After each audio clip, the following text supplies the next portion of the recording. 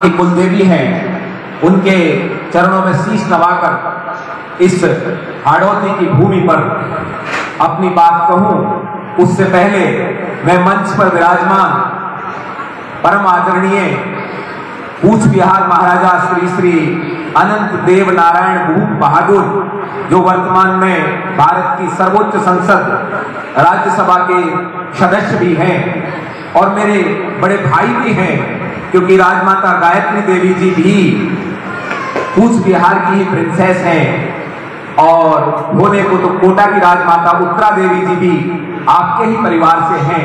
और महाराजा अनंत राय जी का वैसे ही कॉरोनेशन हुआ है जैसे कि हमारे महाराव साहब बूंदी वंशवर्धन सिंह जी साहब का हुआ है। जब उनकी वंशवेल में नहीं रहे तो पब्लिक ने वो कुल से छांट कर इनका 2 वर्ष बाद कॉरोनेशन कराया था, जबकि उत्तरा देवी जी के भाई नारायण, कौन से नारायण थे, जितेंद्र नारायण जी का देवासान हो गया। मैं आपको भी जय सिंह चंडी अर्ज करता हूं। हमारे हाड़ा कुल शिरोमणि महाराव श्री वंशवर्धन सिंह जी, मैं आपको जय महादेव जी की अर्ज करता हूं। कृष्ण जन्मभूमि के स्वतंत्रता के लिए युवा अवस्था में इतना बड़ा बीड़ा उठाने वाले संत शिरोमणि कौशल किशोर जी महाराज को भी सादर प्रणाम अर्ज करता हूं। हमारी बहन नीतू जी, हमारे Cooch Behar greater Cooch Behar peoples association की जनरल सेक्रेटरी और महाराजा साहब की निजी सचिव मेरी बहन नमिता जी को भी मैं सादर प्रणाम करता हूं। कार्यक्रम के आयोजक जिसमें हेमलता जी हैं, निधि जी हैं और बहुत सी छत्राणी माताओं का इसमें योगदान है, उन सबको मैं झुक कर कई बार प्रणाम करता हूं। धर्म रक्षा पीठ के लिए दिन रात विचार करने वाले ग्वालियर से हमारी जो टीम, भाई राम नरेश जी, भाई चौहान साहब, भदौरिया जी, राजावत साहब, जो वहां से चलकर आए हैं, उन सबको भी मैं सादर प्रणाम करता हूं। मेरे छोटे भाई भानु प्रताप सिंह जी चौहान गुड़गांव से हमारे साथ आए हैं, उनको भी प्रणाम करता हूं। मेरे अग्रज और आप सब तक मुझे इस रूप में पहुंचाने वाले आदरणीय रतन सिंह जी शेखावत साहब बड़े दादा भाई हैं, उनको सादर जय रघुनाथ जी की अर्ज करता हूं। मंच से ज्यादा हमेशा ही मंच के सामने बैठने वाले आदरणीय होते हैं, क्यों? क्योंकि मंच सजता ही उनसे है। आप सबको भी झुककर मैं प्रणाम करता हूं। महाराजा साहब की भाषा में थोड़ा बहुत समझने में अपने को दिक्कत हुई होगी। मैं भी राजस्थानी में बोलना चाहता था, लेकिन चूंकि महाराजा साहब विराजमान हैं, बहन नमिता जी हैं और ये बात पूरे ग्रेटर कूच बिहार के बंगाल और असम में जाएगी, इसलिए मैं हिंदी में बोल रहा हूं। महाराजा साहब ने जो बात कही है वो ये कही है कि ईश्वर ने जो काम दिया, यानी मालिक ने जो काम दिया है, यदि वो काम मजदूर नहीं करे तो उसको मजदूरी नहीं मिलती। ईश्वर ने हमें क्षत्रिय के रूप में पैदा किया है। तो श्लोक भी मैंने इसलिए बोला था कि श्रेया नाम स्वधर्मो विगुणे पर धर्मात् सब अनुष्ठितात् स्वधर्मे यदि नमस्ते पर धर्मो भया। यदि अपना धर्म गुणहीन हो, लग रहा होगा कई लोगों को, क्या मार काट तलवार चलाओ, यहां करो, 18 साल का बच्चा मर जाता है, 18 साल का बच्चा मर जाता है, लाखों से अकेले को लड़ना पड़ता है, जवान बहन विधवा हो जाती हैं, फिर जौहर होते हैं, बेकार धर्म है। कई लोगों को लग रहा होगा ये भले ही विगुण हो, यानी बिना गुण का हो, और दूसरे का धर्म बढ़िया सी आराम से माला ले ली, हवन करा दिया, कटोरा ले लिया, भीख मांग ली, अष्ट पेट भर गया, या बैठ करके अपना सिद्ध हस्त दिखा दिया कि हम तो बहुत बड़े ज्ञानी हैं और बस पेट भर गया, या फिर मेहनत कर ली और उनको मिल गया। बहुत साधारण काम है। दूसरे का धर्म भले ही कितनी अच्छी तरह से पालन कर लेना, पर अपना धर्म में मरना भी श्रेष्ठ है, कल्याणकारक है। दूसरे का धर्म तो हमेशा ही भय फैलाता है, डर पैदा। उदाहरण देना चाहूंगा, यदि मान लीजिए इंदौर से कोटा बस आती है राजस्थान रोडवेज के डिपो मैनेजर ने जरूरत पड़ने पर एक को ड्राइवर भर्ती किया और एक को कंडक्टर भर्ती किया। दोनों की योग्यताएं जांच ली भर्ती करते समय, और बाद में क्या होता है, ड्राइवर के मन में आई कि मैं टिकट काट लेता हूं, और कंडक्टर के मन में आई कि मैं गाड़ी चला लेता हूं, और कंडक्टर महोदय इंदौर से कोटा गाड़ी चला के लिया और बहुत बढ़िया लाए, कहीं गचकी नहीं लगी, आराम से चल के आई, टाइम से पहले पहुंची, सवारी भी खुश, कंडक्टर साहब गाड़ी ले आए, सवारी भी खुश, और ड्राइवर साहब ने टिकट भी बहुत अच्छे काट दिए। एक आध तो उनका काट दिया जिनका काटना भी नहीं चाहिए था, और एक आध उनको छोड़ दिया जिनका काटना चाहिए था। सवारी खुश की, इसने तो मेरे से लिया ही नहीं, पहुंच गए।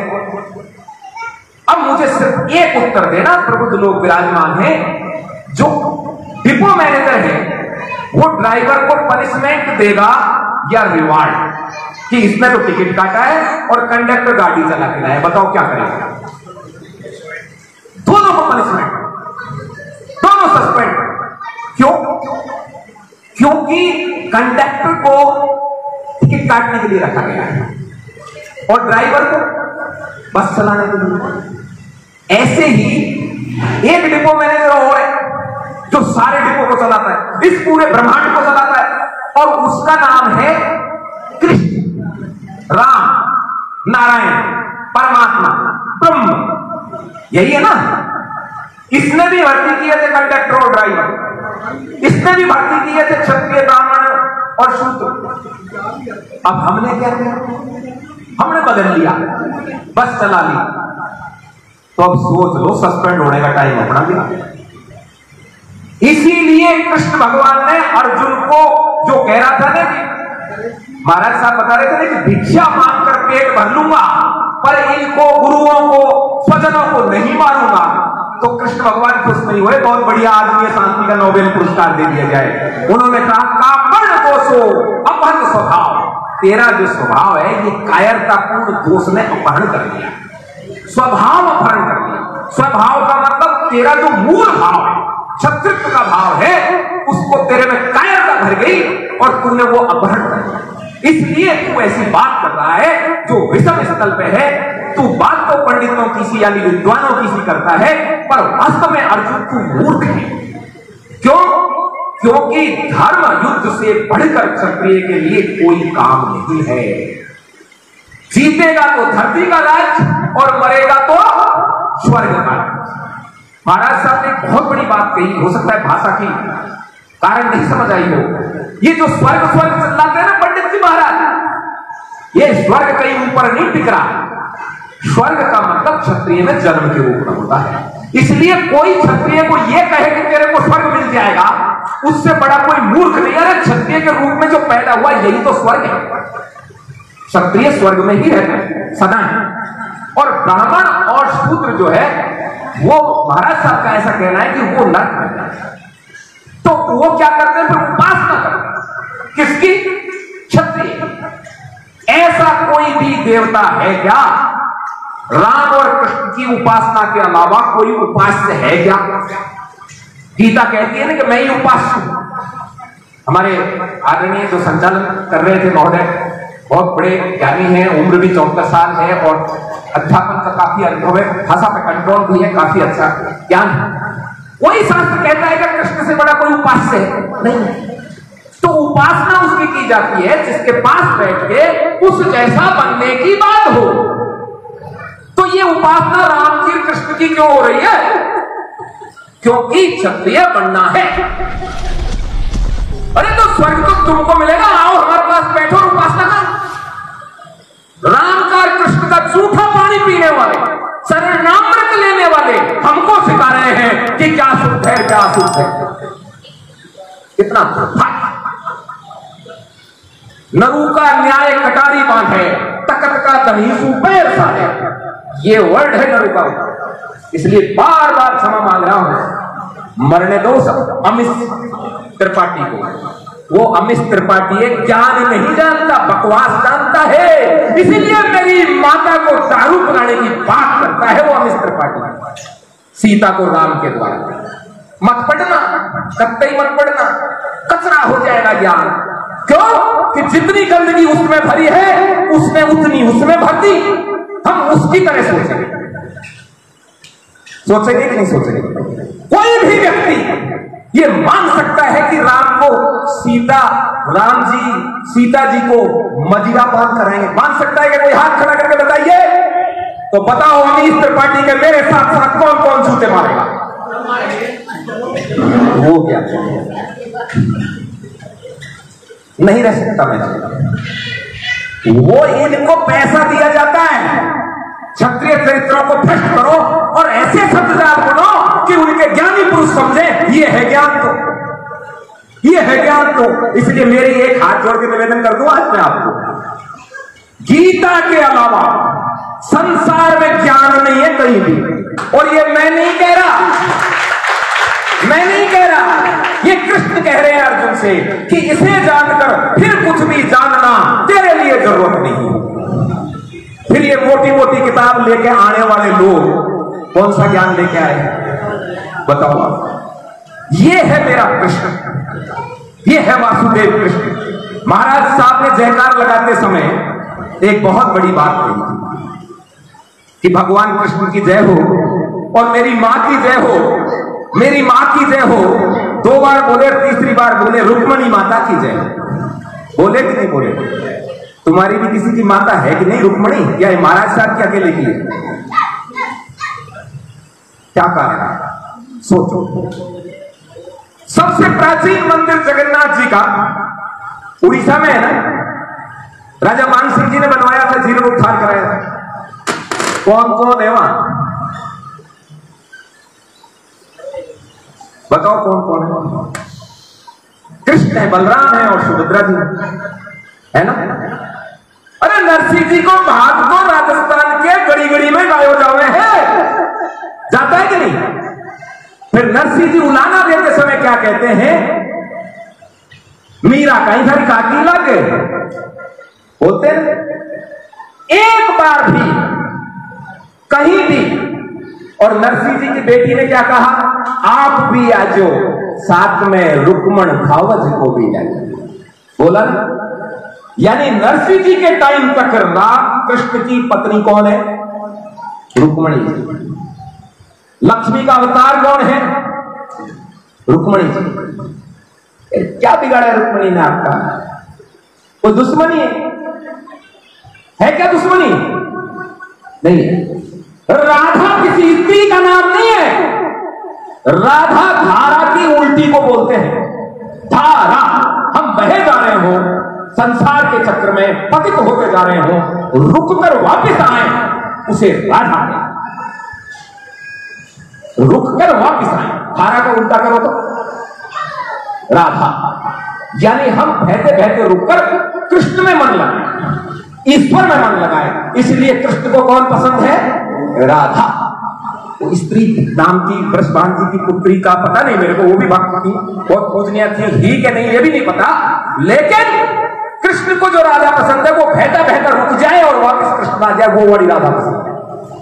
उसको भरत जैसी जिसमें श्रद्धा हो वो राधा पसंद है, उसमें सूरदास जैसी भक्ति हो वो राधा पसंद है। नहीं कि मुख्य मुद्दे पर आते हैं।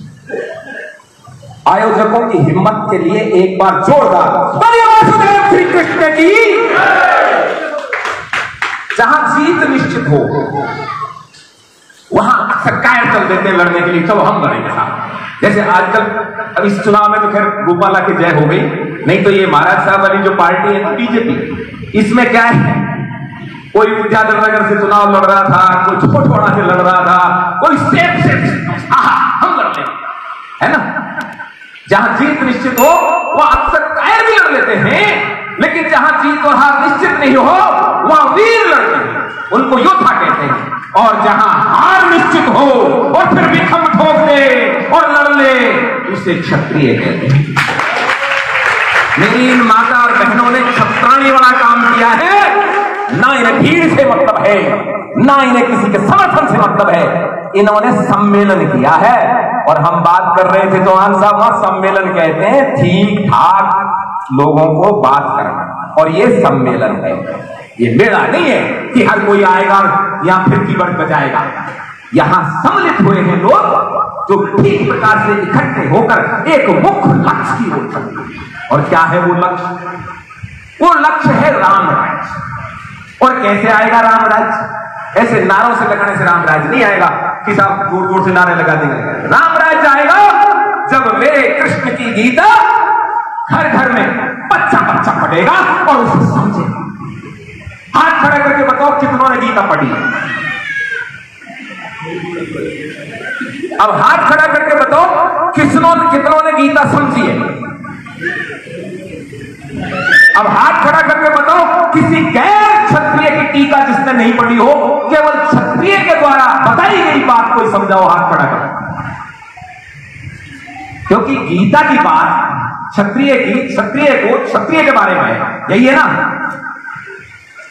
तो मुझे एक बात बताओ, कॉमर्स के शिक्षक थे हमारे आदरणीय, और मैं आर्ट्स का, मैं कैसे कॉमर्स पढ़ा सकता हूं? नहीं पढ़ा सकता। और पढ़ाऊंगा तो बिना प्रशिक्षण के। हम लोग क्या कर रहे हैं? डॉक्टर से घर का नक्शा बनवाने जाए। डॉक्टर तो मेडिकल पढ़ाएगा ना, इंजीनियर आर्किटेक्ट घर का नक्शा बनाएगा। हमने तो डॉक्टर को जिम्मेदारी दे दी, नक्शा भी तू ही बना दे, घर भी तू ही बना दे, जो बनवाया वो तू ही कर, सब्जी भी तू ही काट, तू ही गुरु है मेरा। गुरु तो अपने जैसा बना, जैसे है वो वैसा बना लो। अब तुमने इसी से गुरु बना दिया गधा, तो गधे जैसा बनेगा कि दूसरे की क्या चक्कर है बताओ? और रैक को भी गुरु बनाया गया है, उपनिषदों में जिक्र है, क्योंकि गधे में धैर्य का बहुत बड़ा ज्ञान होता है। रैक की कहानी सुनिए, उपनिषदों की कथा। गुरु हमेशा ही वो होता है जिसके पदचिन्हों पर हम चलते हैं। गीता में 4थे अध्याय में एक श्लोक आता है जिसका अर्थ है कि सृष्टि के आरंभ में मैंने ये ज्ञान किसको दिया? सूर्य को, विवस्वान को, राजा सूर्य को। सूर्य ने किसको दिया? अपने बेटे मनु को। मनु ने किसको दिया? अपने बेटे इच्छा को। ऐसे परंपरा से ये राजऋषि किसको बोलते हैं? ये भी एक नई समस्या है। राजऋषि जो राज भी करे और ऋषि भी करे, जो रचनाकार भी हो और स्वामित्व भाव भी रखता हो। और ऐसा एक शब्द है, राजऋषि का अर्थ होता है क्षत्रिय। राजा को और भी बहुत हुए हैं, निषाद राज वो भी राजा थे, वानरराज बाली और महाराज सुग्रीव भी राजा थे, लंका के राजा विभीषण भी राजा थे, लेकिन उनको राजऋषि नहीं कहते। जनक को राजऋषि कहते हैं, दशरथ को राजऋषि कहते हैं, राम को राजऋषि कहते हैं, युधिष्ठिर को राजऋषि कहते हैं, ऋषभदेव को राजऋषि कहते हैं, महाराज भरत को राजऋषि कहते हैं, राजा जयसिंह अलवर को राजऋषि कहते हैं, ठाकुर ये आपके क्या नाम, मदन सिंह जी दाता को राजऋषि कहते हैं, ठाकुर मेघ सिंह जी धौली को राजऋषि कहते हैं। क्यों? क्या कारण? राजऋषि क्षत्रिय ही हो सकता है। जो प्रणपूर्वक छात्र धर्म का पालन करे वही राजऋषि होगा। कौन होता है राजऋषि? प्रणपूर्वक छात्र धर्म का पालन करे। तो परंपरा से पिता ने पुत्र को, पुत्र ने पौत्र को ज्ञान दिया। वो ज्ञान आज मैं अर्जुन तुझे फिर बता देता हूं, जो समय के प्रभाव से नष्ट हो गया। ये बात कृष्ण अर्जुन को बता रहे हैं। और हम कहां चल दिए गीता लेके? लीजिए पंडित जी आप पढ़ा दो, आप पढ़ा दो इसको। वो क्या पढ़ा रहे हैं? वो क्या पढ़ा रहे हैं? जब मनु से लेकर अर्जुन तक कोई दूसरा नहीं पढ़ पाया गैर क्षत्रिय, अब पढ़ा दे। लेकिन हमारे पत्थर पर पत्थर पड़ेंगे। हम तो दुश्मन के पास ही जाकर सारी चीज सीखते हैं और कहीं नहीं सीखते। हम बिल्ली से ही दूध की रखवाली करते, तू कर ले रखवाली। तो बिल्ली दूध की रखवाली करेगी तो मलाई तो नहीं मिलेगी, दूध मिल भी जाएगा। मलाई वो चाट जाएंगे और झूठा बिल्ली का दूध आपको मिलेगा। उसे आप ज्ञान समझ के निकलोगे, अगले दिन आपको पेचिश सुनाते हैं।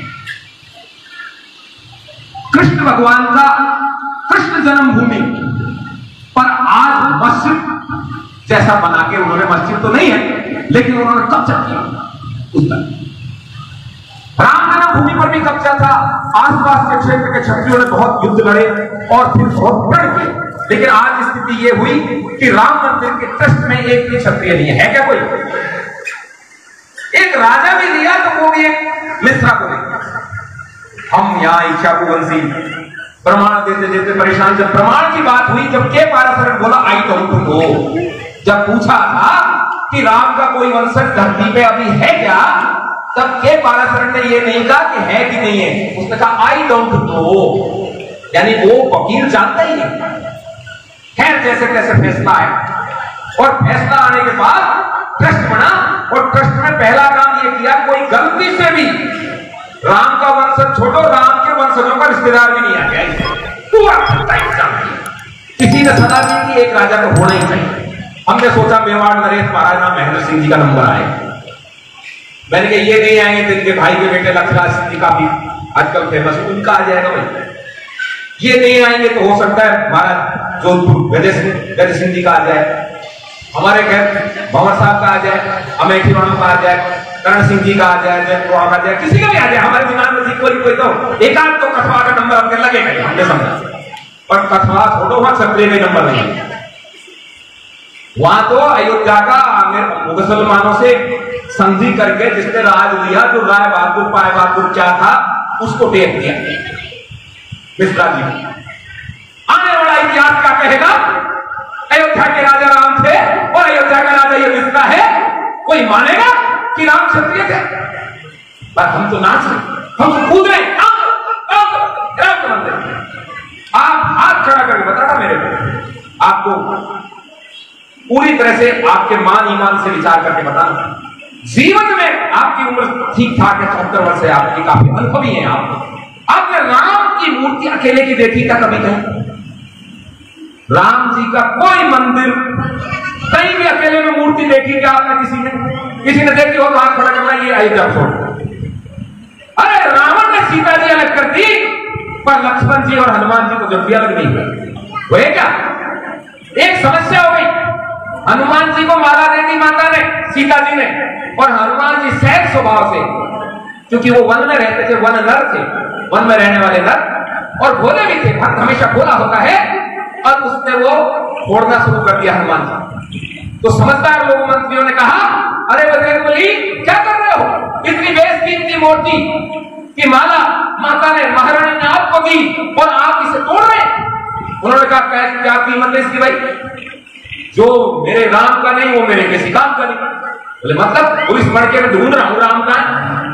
बोला अच्छा तेरे हृदय में राम है क्या? बोले यदि हृदय में राम नहीं हुआ तो मेरा हृदय किसी काम का। तो हनुमान जी ने क्या किया? सीना फाड़ा। अब सही बताना, सीना फाड़ने पे क्या दिखाई दिया? चलो ना, मैं आपको चौपाई याद दिला दूं। राम लखन सीता मन बसिया, क्या था उनके मन में? राम लखन और सीता।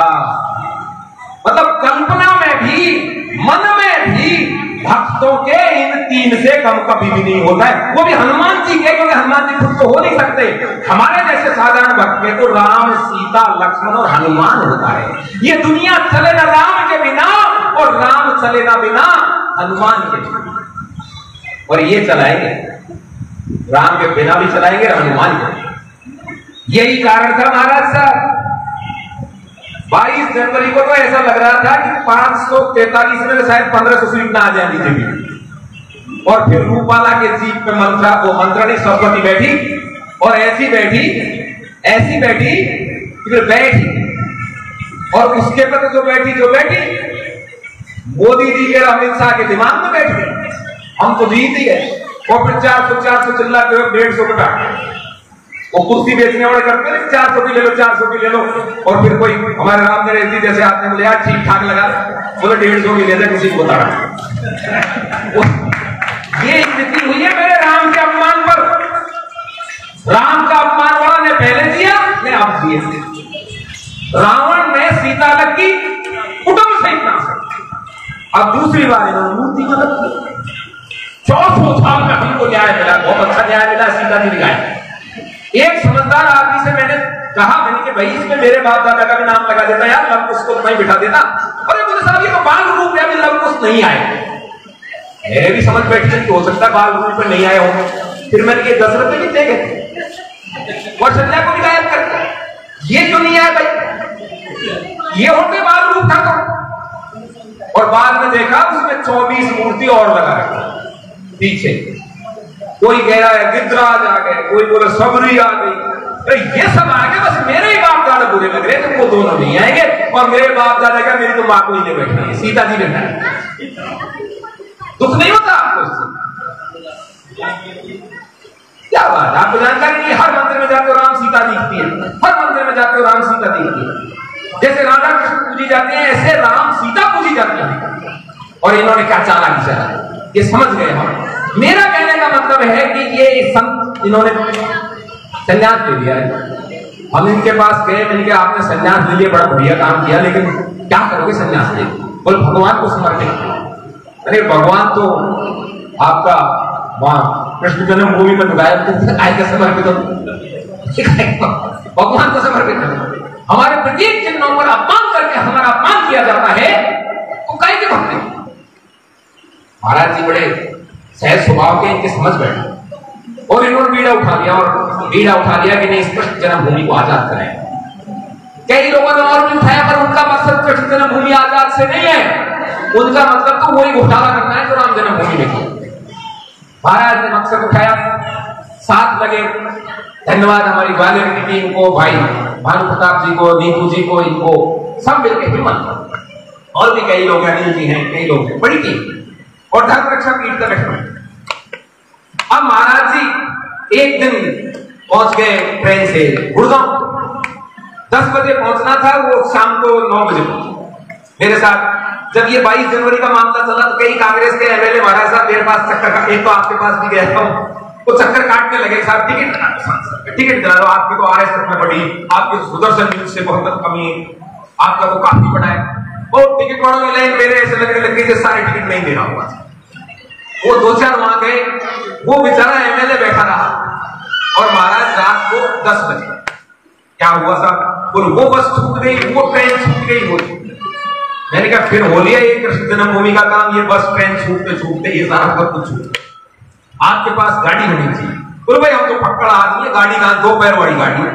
मैंने कहा आप तो फक्कड़ हो, आपका समाज तो फक्कड़ नहीं है, हम तो फक्कड़ नहीं है। बोले तो हम क्या करें? मैंने कहा आप कुछ मत, हम हमारे भाइयों से बात करते हैं। सबसे पहले ग्वालियर में हमने कटवाया। ग्वालियर में क्या है, बहुत बड़ी हिम्मत वाली चीज है, पहले ही ग्वालियर से ही सारे काम हुए, क्रांति की शुरुआत ग्वालियर से हुई, और मेरी तो पूर्वजों की जन्मभूमि रही है। गुलेराय जी कस्बा से पहले ग्वालियर ही थे, नरवर और ग्वालियर में, वहां बातचीत की तो इन लोगों ने व्यवस्था की, और 1 महीने बाद ही महाराज साहब के पास व्यवस्था हुई। देखो ये लड़ाई कोर्ट में भी लड़नी है अपने, और जनबाहुल्य में भी लड़नी है, और कोर्ट भी हमेशा प्रभावित जनता की भावनाओं से होता है। महाराजा कूच बिहार हमारे साथ बिल्कुल बड़े भाई की तरह, एक सखा की तरह हम साथ लगे। हमने कभी सपने में भी नहीं सोचा कि असम का क्षत्रिय में इतना ज्यादा क्षत्रिय के प्रति लगाव हो।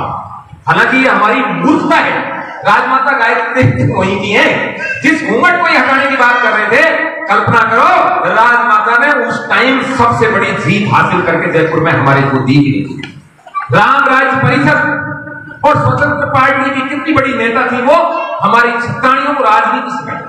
इनका ये कहना इनके स्वभाव के अनुरूप है, इनके कुल के अनुरूप है, इनकी परंपरा के अनुरूप। और वाकई 33% आरक्षण में इनकी समस्या ये है कि मैं अपनी छत्राणियों के साथ बैठूंगा राज्यसभा में, दूसरों के साथ क्यों बैठूं 33% में। और इस बात पर हर छत्राणी को मैं महाराज साहब मोदी से भी रिक्वेस्ट करूंगा कि आप अब केवल मात्र वंशवर्धन सिंह जी नहीं है, अब आप एक उच्च कुलीन हाड़ा वंश की शुरुआत की करती है।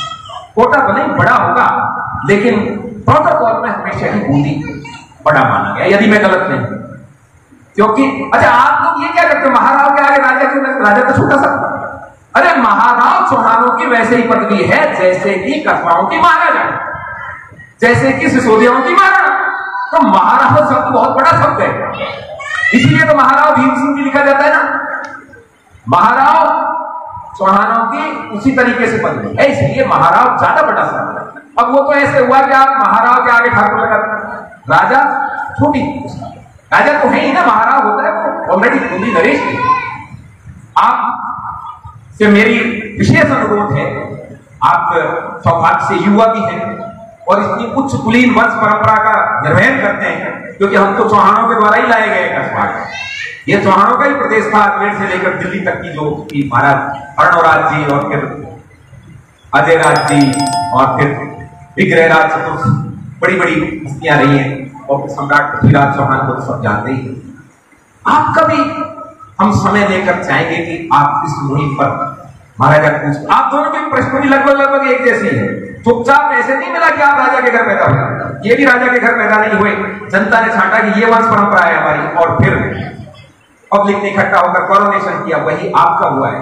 दोनों की एक जैसी परिस्थिति है, जैसे कि सुग्रीव और राम की थी। रावण को यदि मारना है तो आपको एकत्रित एक जगह से संवेद होना पड़ेगा, और जब आप संवेद हो गए तो बाकी जो राजा महाराजा थोड़े डरे पड़े हैं ना, वो भी आ जाएंगे। वैसे महाराजा कूच बिहार बड़ी लंबी यात्राएं कर रहे हैं। पहले ये जोधपुर महाराज से मिले, जैसलमेर दरबार से मिले, और बहुत से दरबारों से मिले। अब कल से मध्य प्रदेश का दौरा है, वहां भी छोटे बड़े जितने भी रॉयल फैमिली है उनसे मिल रहे हैं। यहां पर भी महाराज बूंदी से मिले, झालावाड़ वाले दिल्ली में मिल जाएंगे, वो यहाँ आते यदि आज होते तो बात हो गई मेरी से, वो दिल्ली में मिलेंगे। फिर बहुत जल्दी क्षत्रिय यदि बिना शासन के तो किसी काम का नहीं है, वो मरेगा भी और वो डूबेगा। मरना कोई बात नहीं, पर डूबेगा, खुद तो डूबेगा ही, और महाराजा कूच बिहार ने जो कहा था अपने साथ साथ इस धरती को भी लेंगे। जो संधिकाल बोलते थे, ये संक्रमण काल की बात है। ये संक्रमण काल है, या तो हम डूब जाएंगे या हम उत्थान पे आएंगे। तो डूबना है कि उत्थान पे आना है? उत्थान पे आने वाले हाथ खड़ा करें। अच्छा, बाकी जो बच गए हैं वो डूबने के लिए तैयार है। डूबने वाले तो कितने ने हाथ में खड़ा किया था? डूबना नहीं, आखिरी सांस तक लगना। और हमारी बहुत बड़ी ताकत गुजरात में, ये तो फिर भी 50 महिलाएं सत्तानी बैठे हैं। गुजरात में 10-12 महिलाएं अड़ गई थी। नहीं, रूपालन तो बकवास 23 मार्च को की थी, पर वो 10-12 ऐसी लड़ी कि पूरा देश का क्षत्रिय एक कर दिया। सत्राणी में इतनी ताकत है, क्योंकि ये मां चटनी का सीधा सीधा है।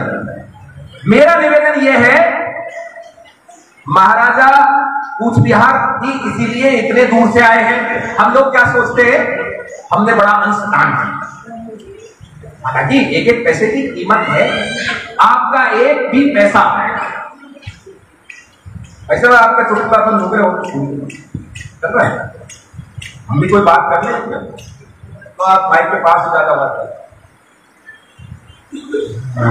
लक्ष्मी क्या है, ये एक एक पैसा क्या है? लक्ष्मी है ना, लक्ष्मी है ना। लक्ष्मी अपने घर की स्त्री की तरह करती है। एक भी पैसा हमारा कहीं भी गैर क्षत्रिय को नहीं जाना चाहिए। प्रण लेते हो इस बात का? जैसे बेटी नहीं जानी चाहिए, ऐसे एक भी पैसा। आप गीता का पाठ करो, रामायण का कराओ, हवन कराओ, कुछ भी कराओ। किसी को दक्षिणा भीख देनी हो तो अलग बात है, भीख की मैं मना नहीं करता, लेकिन भेंट लेने का अधिकार केवल भगवान को या क्षत्रिय को और किसी को नहीं था।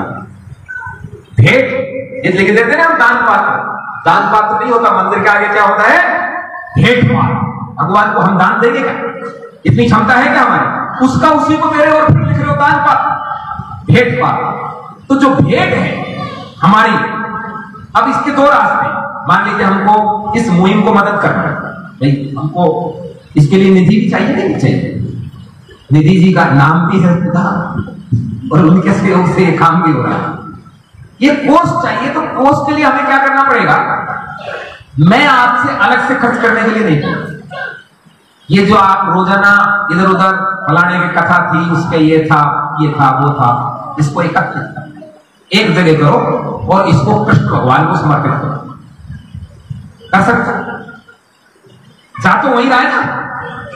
ये जन्मभूमि भी आजाद हो जाएगी और इसमें आपका योगदान भी लग जाएगा। हम कोई बहुत बड़ी व्यवस्था करने की स्थिति में नहीं है, लेकिन कोर्ट आने जाने का, आप लोगों से मिलने का, और एक बड़ा बीड़ा हमने ये उठाया है।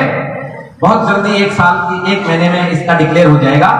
द्वारका से लेकर मथुरा तक एक यात्रा, कामाख्या से लेकर मथुरा तक दूसरी यात्रा, कश्मीर से लेकर मथुरा तक तीसरी यात्रा, कन्याकुमारी से लेकर मथुरा तक चौथी यात्रा, अयोध्या से लेकर मथुरा तक 5 यात्रा। ऐसी छोटी छोटी 5 यात्राएं, जिससे कि पूरे देश में यह जन जागरण हो जाए कि कृष्ण जन्मभूमि को स्वतंत्र कराने की मुहिम। जन जागरण और जनता के प्रभाव के बाद ही कोर्ट में फैसले आते हैं, ये था। और यदि ये काम करना है अपने को, तो अपने को सहयोग करना पड़ेगा, थोड़ा थोड़ा। उस सहयोग से एक बड़ी चीज तैयार हो जाएगी और इतना अच्छा काम हो जाएगा कि आने वाली पीढ़ियां याद करेंगी कि कृष्ण जन्मभूमि को क्षत्रियों ने ही आजाद किया। आप इसके लिए तैयार हैं? यदि इसके लिए तैयार हैं तो यहां एक कमेटी बना दीजिएगा। मैं अनुरोध करूंगा महाराज जी से भी, एक कमेटी बनाकर ये सब लोग बिना किसी पाखंड के, किसी आडंबर के, और सब सहयोग करने की स्थिति में आए। गीता का पाठ एक महीने में कम से कम एक दिन, कोई शनिवार रविवार ऐसा निश्चित कर लो, उसमें पढ़ा करें। असली गीता हमारे राम नरेश जी को मैं निवेदन करूंगा कि वो अभी तो अपने पास श्री कृष्ण गीता है, उसको ही पहुंचाएं। बाकी वास्तविक गीता भी समझ जाएगी जब वो आ जाएगी, और उसका एक अध्याय का पाठ, और वो भी तो है ना, सवाई सिंह जी नरूकर ने जो काव्यात्मक बना दी, जैसे हनुमान चालीसा सुंदरकांड अपने पढ़ सकते हैं, तो वो भी आ जाएगी। और उसके बाद में ये, इससे क्या होगा पता है आपको? ये स्वर्ग वर्ग कुछ नहीं, स्वर्ग में तो आप हो ही ऑलरेडी, स्वर्ग में कोई दिक्कत नहीं। आप राजा हो, हमारी एक छत्राणी खड़ी कर दो, उसकी ड्रेसअप दूसरे लोग शादी के दिन पहनते, शादी के दिन पहनते, इधर आओ, दूसरे लोग शादी के दिन वो पहनते हैं जो हम रोज पहनते हैं। अब ये बच्चा है, ये वाली ड्रेस दूसरी लोग कब पहनते हैं? शादी।